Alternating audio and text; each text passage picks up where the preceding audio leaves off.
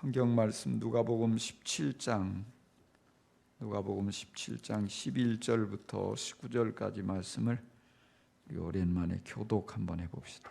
제가 한 절, 여러분 한 절 말씀을 그렇게 함께 교독합니다. 예수께서 예루살렘으로 가시는 길에 사마리아와 갈릴리 사이로 지나가시게 되었다. 예수께서 어떤 마을에 들어가시다가 나병 환자 10사람을 만나셨다.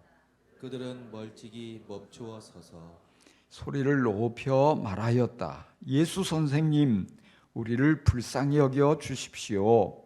예수께서는 보시고 그들에게 말씀하셨다. 가서 제사장들에게 너희 몸을 보이라. 그런데 그들이 가는 동안에 몸이 깨끗해졌다. 그런데 그들 가운데 한 사람은 자기의 병이 나은 것을 보고 큰 소리로 하나님께 영광을 돌리면서 되돌아와서 예수의 발 앞에 엎드려 감사를 드렸다. 그런데 그는 사마리아 사람이었다. 그래서 예수께서 말씀하셨다. 10사람이 깨끗해지지 않았느냐? 그런데 9사람은 어디에 있느냐? 하나님께 영광을 돌리러 되돌아온 사람은 이 이방 사람 한 명밖에 없느냐? 다 같이 그런 다음에 그에게 말씀하셨다. 일어나서 가거라. 내 믿음이 너를 구원하였다. 아멘. 아멘. 예, 우리가 믿음이 성장하는 것, 믿음이 자라가는 것을 우리 신앙의 아주 중요한 목표로 삼고 있습니다. 근데 믿음이 자라간다는 것, 믿음이 자랐다는 것, 좀 추상적인 것 같은 생각이 들어요. 믿음이 잘 눈에 보이지 않으니까. 이제 그럼에도 불구하고 우리가 어떤 명확한 그림을 구체적으로 이렇게 가지고 신앙생활할 때 믿음이 잘 자라갈 수 있고 또 믿음의 어떤 그런 성장과 이런 것들이 더욱더 우리의 삶에 아주 선하고 좋은 영향을 많이 끼칠 수 있다고 생각을 합니다. 오늘 우리가 함께 읽은 말씀에서 우리는 그 열쇠를 찾을 수 있을 것 같습니다. 주님께서 이제 사마리아와 이제 이 갈릴리 사이길로 해서 예루살렘으로 가고 계셨어요. 그러다가 어떤 한 마을에서 나환자 10명을 만나시는 장면입니다. 사람들은 나병에 걸려서 가정에서도 쫓겨나고 또 마을 사회에서 쫓겨나고 떠돌이가 되어서 거린이 되어서 사람들의 눈을 피해 다니며 숨어 다니며 겨우겨우 목숨을 부지하고 있었습니다. 참으로 비참하기 짝이 없는 불행한 인생이었죠. 그런데 그런 그들에게 복음이 들려왔습니다. 그 복음은 뭐냐면 능력이 많으신 예수님이 정말 그분을 만나기만 하면 그분의 말씀 한마디만 듣게 되면 어떤 불치의 병도 낫는다. 소경도 눈을 뜨게 되고 걷지 못하던 사람도 걷게 되고 누워 지내는 사람이 온전히 깨끗해지고 온갖 질병을 가지고 있는 이들이 치유된다는 그런 소문을 늘 들어서 그 예수님을 어떻게 한번 만나봤으면 싶은데 그 예수님이 바로 그들이 있는 그 지역을 지나간다는 소문이었어요. 그래서 기회가 왔다. 우리도 나을 수도 있겠다. 우리도 새로운 삶을 살 기회가 열리겠다. 이런 기대를 가지고 이들이 모두 모여서 10명이 마을 어귀에서 기다리는 거예요. 마을 가까이 갔다가는 돌에 맞아 죽을 거니까 감히 가까이 다가가지도 못하고 예수님 나타나셨는데 멀찌감치 서가지고 합창을 하는 겁니다. 예수 선생님, 우리를 좀 불쌍히 여겨주세요. 예수님, 우리를 불쌍히 여겨주세요. 아주 목소리를 높여서 하나 둘 셋 맞춰가지고 소리를 지릅니다. 예수님께서 길을 가시다가 걸음을 멈추시고 측은한 눈으로 그들을 바라보십니다. 그리고는 예수님께서 그들을 향해서 딱 한마디의 말씀을 하셔요. 제사장에게 가서 너희의 몸을 보여라. 제사장에게 가서 너희의 몸을 보여라.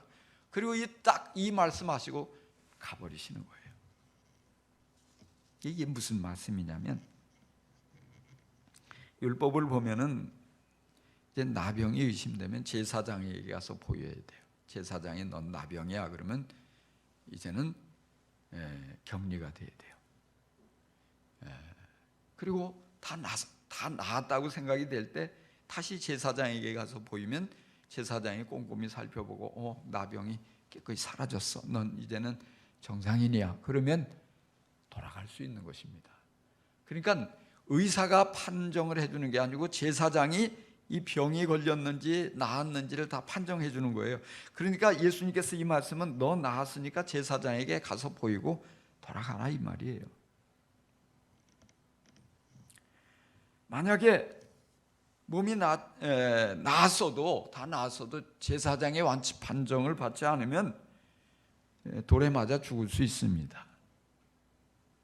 그래서 예수님이 말씀을 하신 거예요. 근데 우리가 성경을 상세히 보면은 예수님이 다른 곳에 보면 어떤 곳에 보면 안수기도를 해주셔요. 손을 얹고 기도를 해주시고 어떤 데는 손은 대지 않고 기도만 해주시고 또 어떤 때는 뭐 진흙을 이겨서 바르고 가서 씻어라 이렇게 해주시고 그런데 오늘 우리가 읽은 이 본문에서는 그냥 멀찍이에서 말씀만 하고 가시는 거예요. 기도해 주신 적도 없고 안수해 주신 적도 없어요.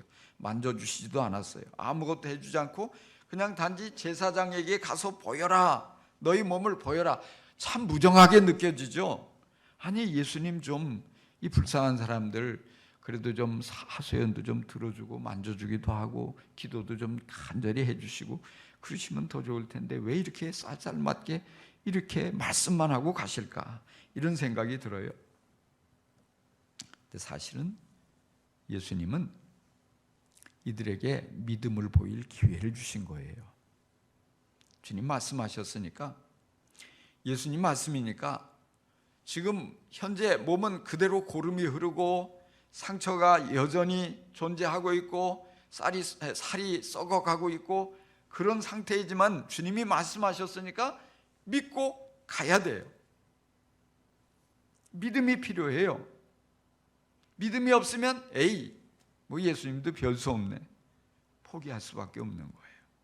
그런데 이 10명은요 예수님의 말씀을 믿고 제사장에게 가는 거예요. 만약에 나병이 낫지 않았는데 제사장에게 봐주세요 나 다 나섰어요 그러면 어떻게 되겠어요?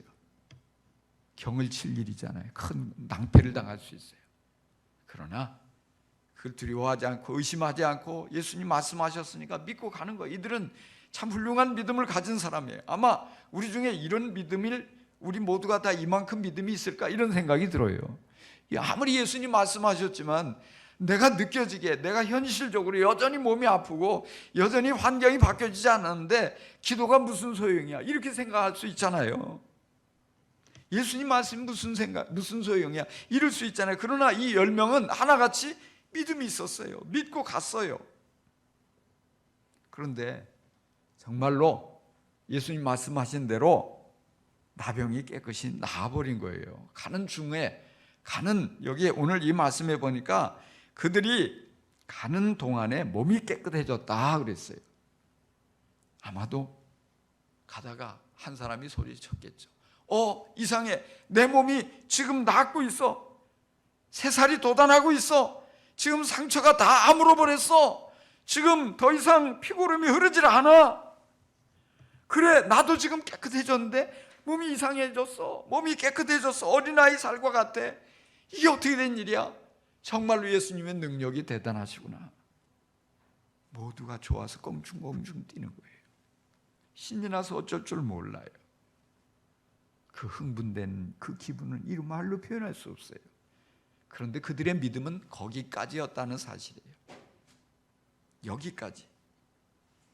무슨 말이에요?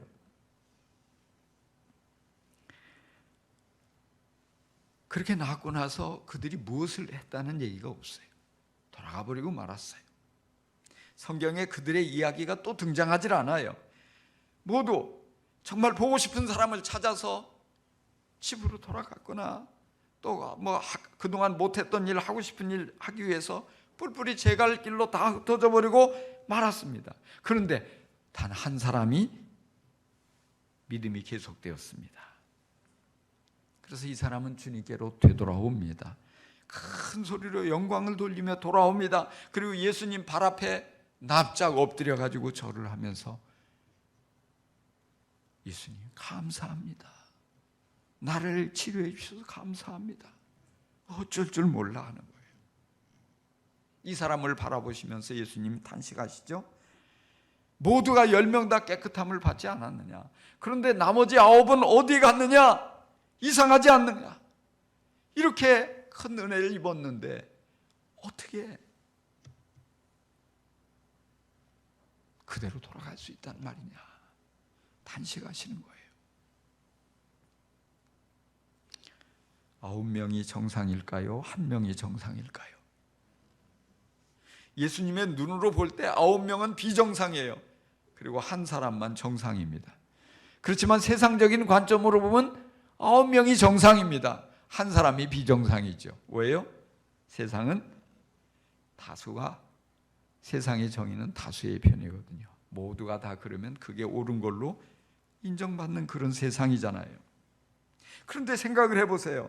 어떻게 그렇게 큰 은혜를 입었는데, 불치에 나병이 낫는 그런 기적을 체험했는데, 그런 기적을 베푸신 예수님 앞에 돌아오지 않을 수 있습니까?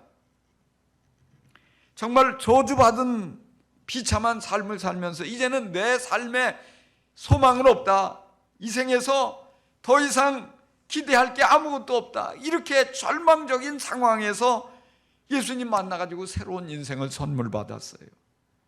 건강하게 행복하게 살 수 있는 길이 열려졌어요. 그런데 어떻게 감사의 인사를 생략할 수 있단 말입니까?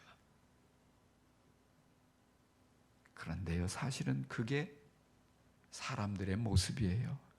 더 정확하게 표현하면 우리의 모습일 수 있어요, 그게. 그런데 예수님께서는 정말 마땅한 도리를 모르고 살아가는 그 인생을 보시면서 안타까워하시고 탄식하시는 거예요. 주님은 더 큰 은혜를 준비하고 계셨지만, 돌아오면 주려고 준비하셨지만 돌아온 사람이 단 한 명밖에 없었던 거예요.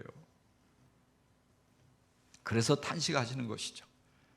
예수님께서 탄식을 하신 후에 사마리아 사람에게 말씀하십니다. 네 믿음이 너를 구원하였느니라. 아멘. 근데 이상하죠?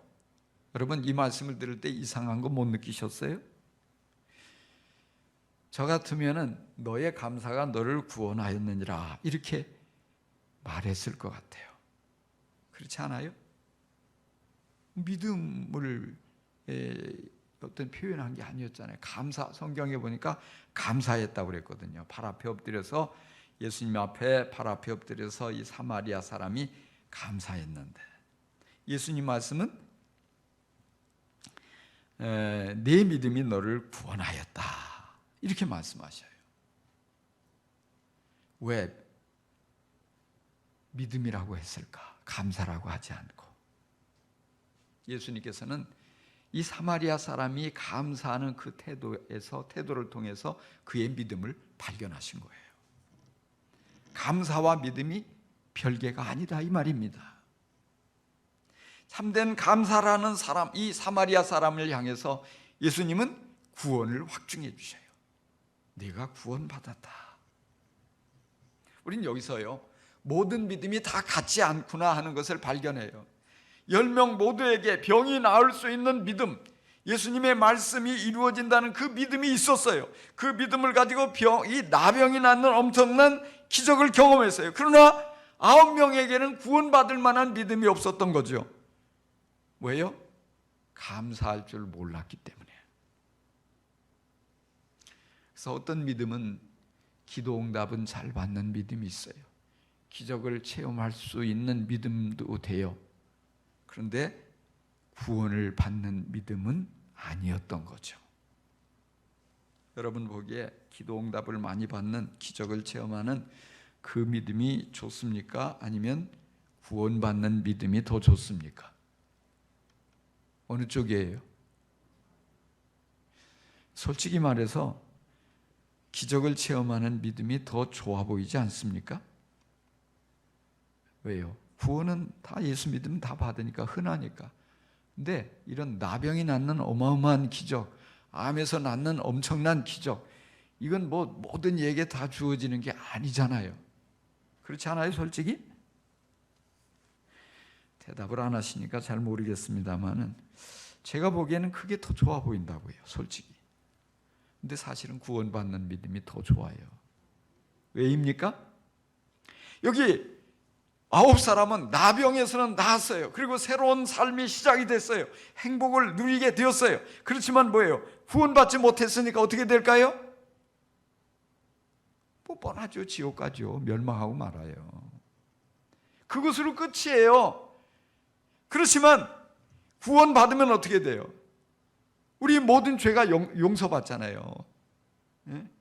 우리의 모든 과거의 부끄러운 죄가 다 죄사함을 받게 되고요.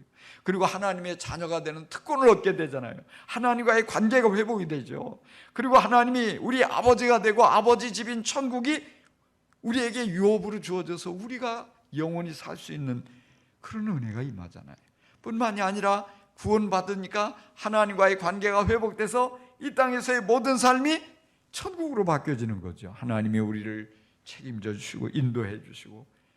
그러니까 이게 구원받는 믿음이 훨씬 더 좋은 믿음이란 말이에요.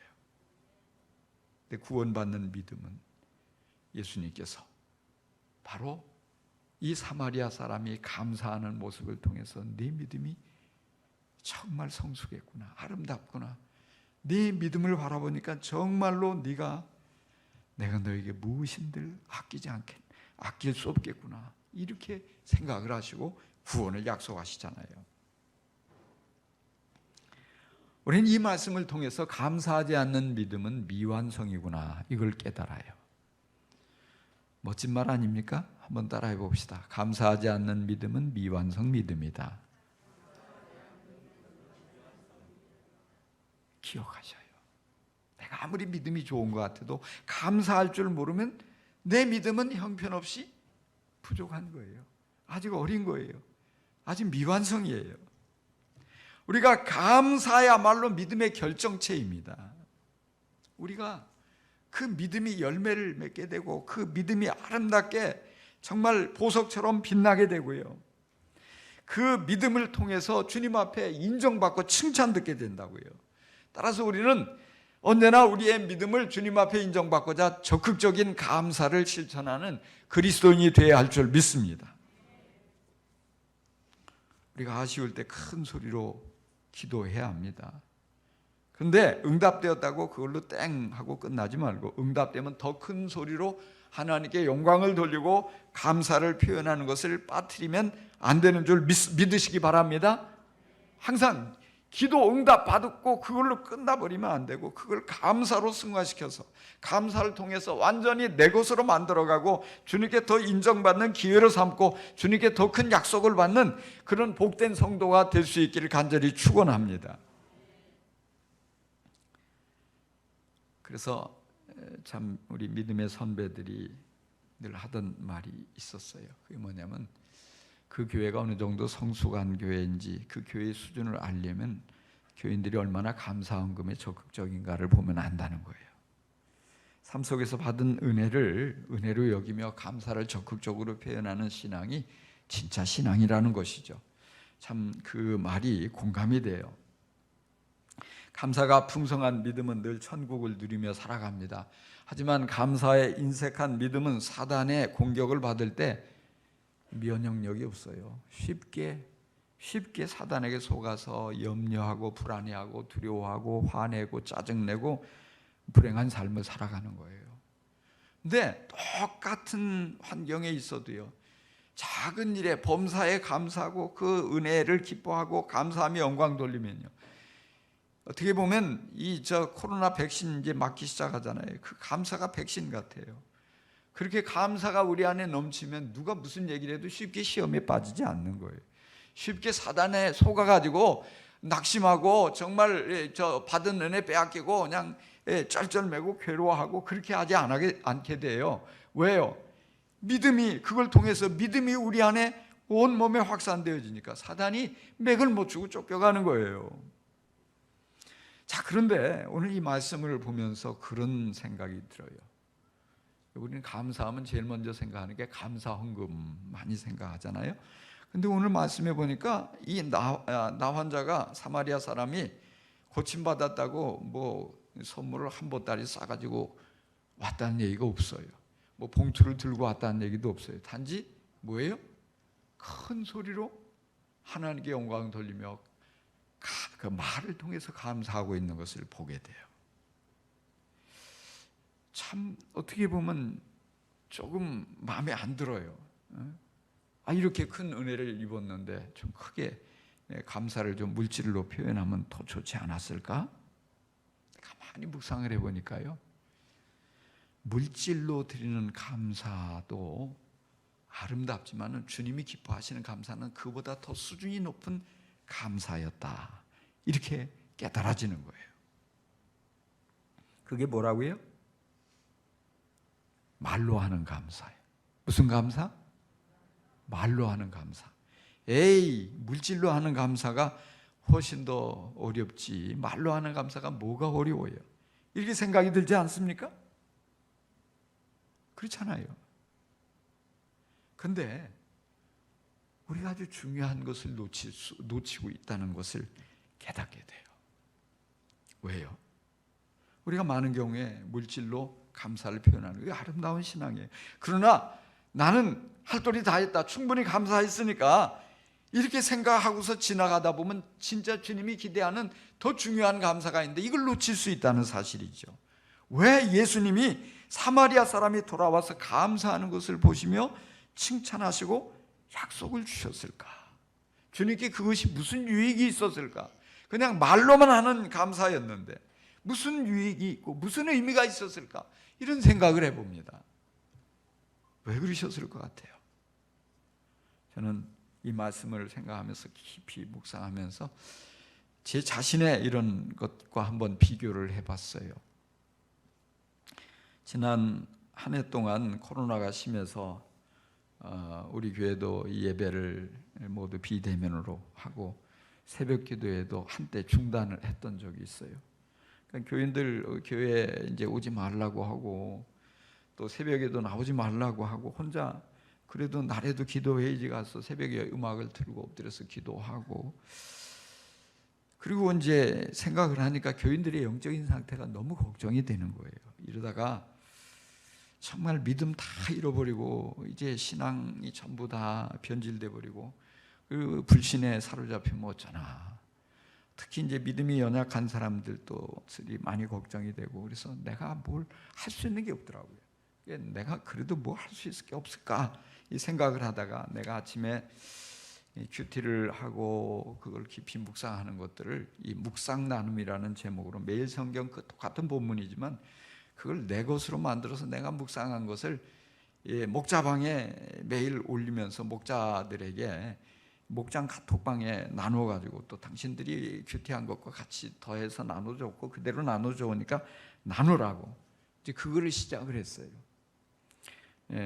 뭐 할 수 있는 게 없었으니까. 이제 그러고서 이제 새벽 기도회가 얼마 안 돼서 정상으로 다시 회복이 돼서 이제 지금은 다 새벽 예배로 인도를 하고 있지만은, 그래도 제가 이 큐티를 묵상 나눔으로 계속 올리는 걸 지속하고 있어요. 왜냐하면 이제 몇몇 분들이 목사님 그 참 너무 좋다고 은혜를 받고 있다고. 그래서 뭐 이걸 멈출 수가 없는 거예요. 그래서 계속 그러면 뭐 내가 이거 뭐 내가 어차피 큐티 하는 거니까 정리해서 올려보자. 어떤 분은 시키지도 않았지만 잠깐이라도 읽고 묵상을 하고 기도하고 그 사인으로 아멘 아멘 아멘 이렇게 이제 쭉 거기에 답을 해줘요. 그렇지만 대부분은 그냥 지나갑니다. 읽었는지 안 읽었는지 제가 알 수가 없어요. 이걸 가지고 묵상을 하면서 은혜를 받았는지 어쨌는지 알 수가 없어요.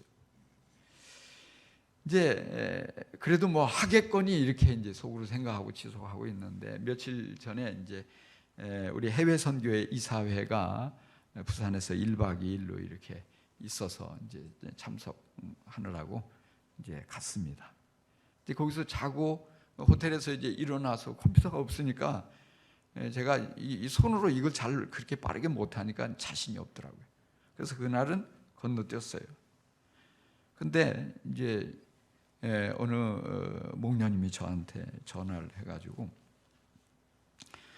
며느리가 목사님 걱정을 많이 하고 있어요. 왜 내 걱정을 하냐고.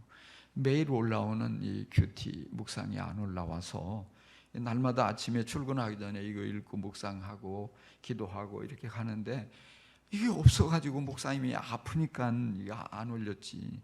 어디 많이 아픈가 보라고. 그 얘기를 했다는 거예요. 제가 그 얘기를 듣고 어땠을 것 같아요? 마음에 굉장히 기뻤어요. 감사했어요. 왜냐하면 그 며느리는 아멘도 안 하는 분이었거든요. 그래서 안 한다고 생각을 했는데 이렇게 나름대로 다 이걸 통해서 은혜를 받고 도움을 입고 또 그러면서 또 저를 위해서 이렇게 기도하니까 걱정을 해주겠지. 이런 생각에 제가 그 얘기를 듣고서는 이제 가끔 한 번씩 뭐 보면 어떤 데는 묵상을 해도 막 이게 안 풀리고요. 뭐 정리가 안 되고 이런 데는 그냥 건너뛰기도 했거든요. 근데 못 건너뛰겠는 거예요. 왜? 기다리고 있는 분이 있는데. 더 열심히 하게 되고요. 힘이 솟아나고. 왜? 어떤 나름대로 그것에 대해서 반응을 보이고 감사하는 표현을 하니까 그게 제게 큰 효과가 있더라고요. 게다가 이제 그렇게 하다가 제가 목자방에만 올리다가 이제 다른 카톡방에도 하나씩 올리는 거예요. 우리 목사님들끼리 이렇게 묵상 나눔을 하다가 이것도 중단됐으니까 못 모이니까 이거라도 이렇게 나누자고 올리기도 하고, 또 이제 최근에는 얼마 전부터는 이제 제가 아침에 테니스 운동을 하는데 운동 그 카톡방이 있거든요.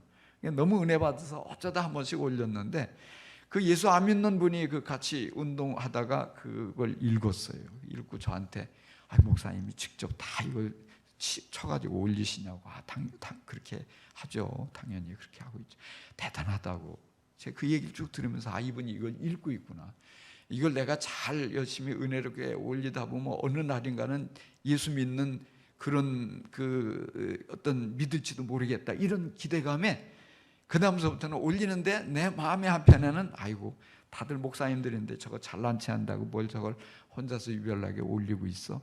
이렇게 생각하지 않을까? 이런 생각이 드는 거예요. 그래도 뭐 그냥 얼굴이 철판 깎고 그러더니 말더니 올리자.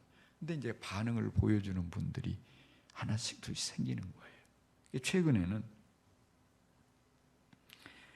목사님 제가요 새벽기도 갔다 와가지고 목사님 그거 언제 올라오나 그 눈 빠지게 기다리고 있어요. 그걸 왜 기다립니까? 너무 은혜가 돼요. 감동이 돼요. 그래서 목사님 글을 하나도 버릴 게 없어요. 그분이 글을 잘 쓰는 분이거든요. 학교 다닐 때도 학보사 편집장도 했던 분이 책을 많이 읽고 아주 재능이 있는 분인데 이렇게 칭찬해주고 너무 고맙다고 막 자기가 어떤 데는 이 교회 새벽에 인도하다가 할 말이 없어가지고 목사님 그걸 생각이 나가지고 그걸 가지고 인용도 하고 설교도 했다고 고맙다고 너무 기쁜 거죠. 그러면서 이제 그 친한 친구끼리 오면서 얘기를 했다는 거예요. 문 목사님 영성이 대단하다고. 그러니까 그 친구가 한다는 얘기가 문 목사님 본래 그랬던 분이 아닌 것 같은데 그 자동차를 소나타로 뽑고 나서 영성이 확 올라갔다고. 소나타 뽑아가지고 영성이 올라갈 정도면 티코 타고 다니면 얼마나 더 올라갈까 이런 생각도 듭니다. 근데 하여튼 그분들이 바라보면서 그냥 지나가는 게 아니고 은혜를 받고 이런 어떤 영성의 도움을 얻고 감사를 표현하니까 제가 더 부담도 되지만은 집중이 되는 거예요. 힘이 나는 거예요. 제가 이걸 통해서 깨달았어요. 그게 뭐냐면 감사는 시너지 효과를 가져오는구나. 그분의 감사를 통해서 주위에 있는 분들이 유심히 전에는 관심 없이 보던 분들이 유심히 읽어보고 생각하고 묵상하게 되고 그걸 어쩌다 만날 때 나눔을 갖게 되고, 그러면서 서로에게 선한 영향을 확산시키고 있는 거예요. 이 사마리아 사람이 하나님께 영광을 돌리며 예수님께 돌아와서 그 예수님 발 앞에 엎드려 감사를 드릴 때 주님은 왜 기뻐하셨을까? 물론 여러 이유가 있을 거예요. 그 사마리아 사람이 그것을 통해서 믿음이 견고해지고 성숙해지고 열매를 맺어가는 모습을 보시면서 기뻐하셨을 거예요. 동시에 그 주위에 있는 많은 사람들이 예수님께서 과연 메시아가 맞구나, 나병도 예수님의 말씀 한마디면 떠나가게 되고 하나님이 보내신 메시아, 우리를 구원하시기 오신 그분이 맞구나 확신을 갖는 하나의 계기가 되지 않았을까요?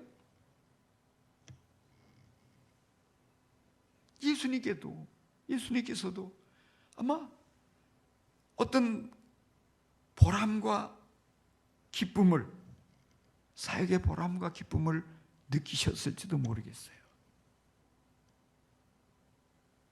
이처럼 감사는요, 그 감사를 표현하는 그 사람의 믿음을 성숙하게 해주어요. 그리고 감사는요, 그 주위에 있는 감사를 듣는 모든 사람의 믿음도 끌어올려줘요. 그리고 그 감사를 받는 당사자의 격려가 되고 동기부여가 되고 기쁨이 되는 거예요. 선한 영향력을 확산시키는 놀라운 힘이 있는 것입니다. 사역을 하다 보면 종종 교인들에게 기도 요청을 받습니다. 어떤 분들은 목사님 안수기도 해주세요, 또 하는 분이 있고, 어떤 분들은 목사님 생각날 때 기도해 주세요, 이런 어려운 문제가 있어요, 어디가 아픈데 기도해 주세요. 근데 여러 기도 부탁을 하는 분들 중에 보면 두 종류가 있어요. 하나는 기도 요청만 하고 끝나는 분이 있고요, 또 한 종류는 꼭 응답이 되면은 응답된 것을 알려주는 분이 있어요. 감사를 표현하며 감사합니다, 기도해 주셔서 아픈 게 나았어요, 기도해 주셔서 문제가 해결됐어요, 기도해 주셔서 어젯밤에 잠을 잘 잘 수 있었어요, 기도해 주셔서 감사해요. 그분이 감사를 제게 표현하기 전에는요, 내가 분명히 기도는 했는데 나았을까 안 나았을까, 문제가 해결됐을까 그대로 있을까, 저는 알 수가 없어요. 그렇잖아요. 제가 어떻게 알겠어요? 그러니까 어떤 때는요, 그런 마음이 들어요. 아이고, 내가 기도한다고 될까? 목사지만 내가 기도를 계속 이분들을 위해서 막 이렇게 더 많은 시간을 쏟아서 기도하는 게 의미가 있나? 이런 생각이 막 밀려온다고요. 근데 이렇게 감사를 표현하고 그 응답된 것을 표현하고 감사하는 사람들이 생겨나면은 제 마음 가운데, 그래, 하나님께서 내 기도를 들어주시지, 내가 기도할 때 나는 부족하지만 내 기도를 들으시고 하나님이 능력을 행하시지, 그러니까 내가 더 열심히 기도해야 돼. 안수기도 한 걸로 끝나지 않고 새벽에 기도하면서도 더 한 사람 한 사람 내게 기도 부탁을 했던 사람들을 생각하면서 간절히 기도하게 되는 거예요.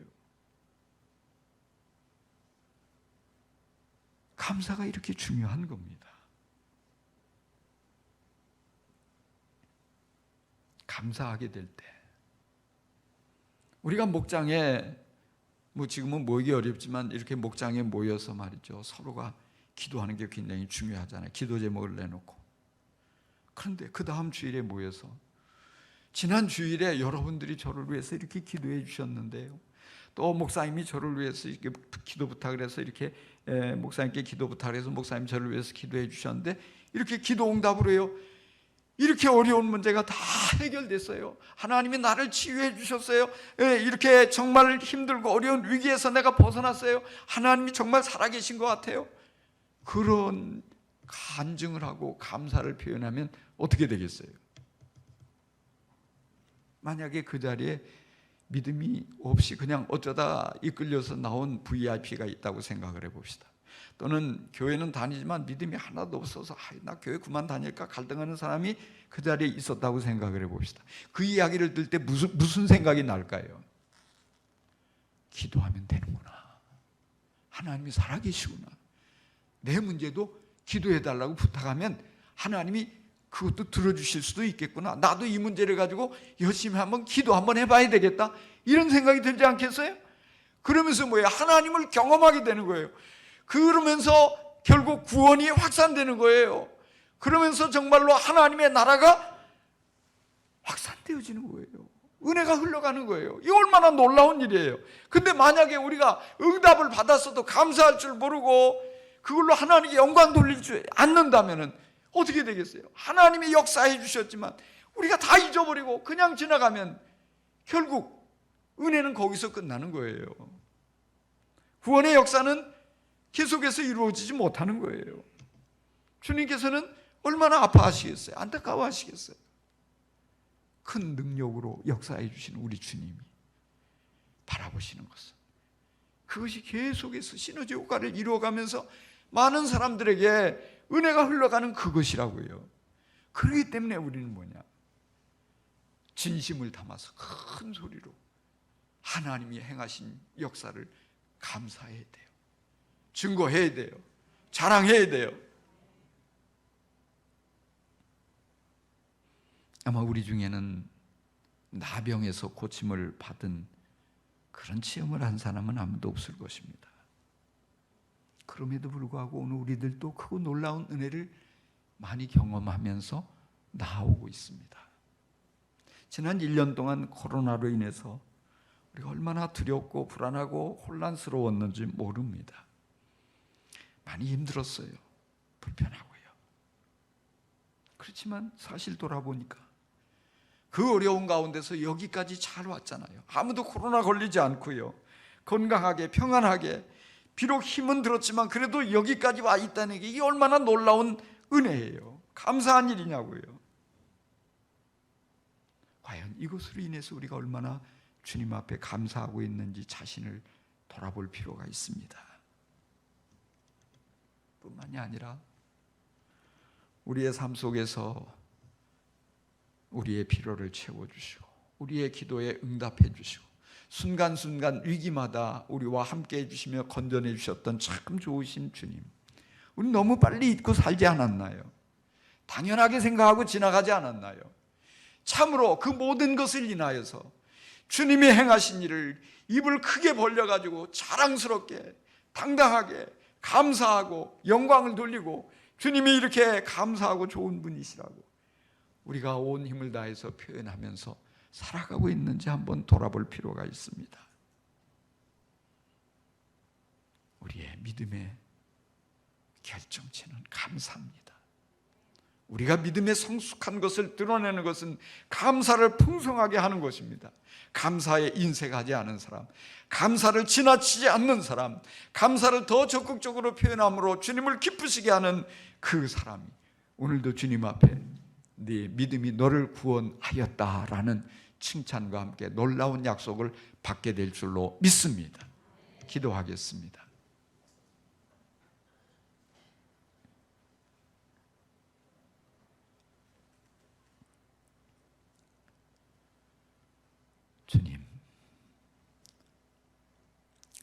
주님이 우리의 감사를 이렇게 기뻐하시는데, 이렇게 감격해 하시며 더 큰 약속을 주시는데 우리는 감사를 너무 소홀히 하면서 살지 않았는지 우리 자신을 돌아봅니다. 어쩌면 우리가 힘들고 어려운 모든 문제에 여전히 시달리고 있는 것은 감사의 소극적인 우리를 알고 사단이 우리를 얕보고 더욱더 우리의 삶 속에 더 많은 문제를 가지고 괴롭힐 때 우리가 무기력하게 주저앉고 있는 때문이 아닌가 생각이 듭니다.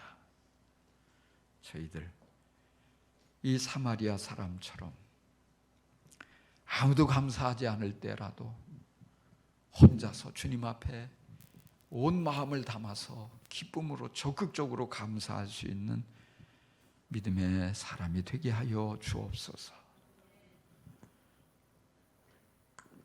내가 하고 싶은 일이 있고 가고 싶은 데가 있고 나를 잡아당기는 많은 것들이 있지만 그 무엇보다도 먼저 우선 주님께 감사하는 것을 앞세우며 주님께로 나아갈 수 있게 인도하여 주옵소서. 주님 감사합니다. 우리 주 예수 그리스도 이름으로 기도합니다.